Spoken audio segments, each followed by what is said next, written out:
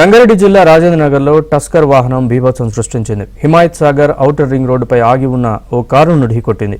ఈ ప్రమాదంలో అనిల్ అనే యువకుడు మృతి చెందాడు. మరో ముగ్గురికి తీవ్ర గాయాలయ్యాయి. దీనిపై మరింత సమాచారం మా ప్రతినిధి శశి అందిస్తారు. హిమాయత్ సాగర్ ఔటర్ రింగ్ రోడ్డుపై టస్కర్ వాహనం బీభత్సం సృష్టించింది. ఆగి ఉన్నటువంటి ఒక కారును ఢీకొట్టింది. ఈ ప్రమాదంలో ఒక యువకుడు మరణిస్తే మరో ఇద్దరు యువకులు గాయపడ్డారు. తెల్లవారుజామున ఉదయం 1:30 గంటల ప్రాంతంలో ఈ ప్రమాదం చోటు చేసుకున్నట్టుగా తెలుస్తోంది. ప్రస్తుతం నేను చూపిస్తున్నటువంటి ఇదే వాహనమే ఈ ప్రమాదానికి కారణమైంది. బోరబండకు సంబంధించినటువంటి 5 యువకులు లాంగ్ ట్రిప్ కోసం గోవాకు వెళ్తూ ఉన్నారు.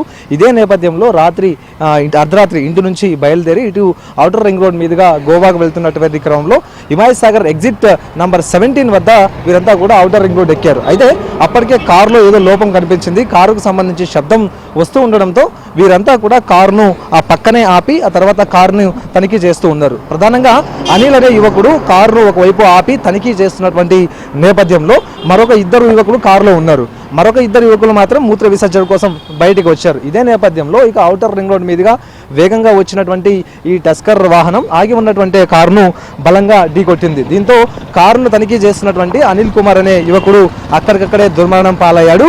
మరోవైపు కారులో ఉన్నటువంటి 2 యువకులు గాయపడ్డారు. ఇంకా 2 మలమూత్ర విసర్జన కోసం బయటికి దిగారు కాబట్టి వారికి ఎలాంటి గాయాలు కాలేదంటూ కూడా చెప్తూ ఉన్నారు. ఎప్పుడైతే ప్రమాదానికి సంబంధించినటువంటి సమాచారం అందుకున్నారు, ఘటనా స్థలానికి రాజేంద్రనగర్ పోలీసులు చేరుకున్నారు.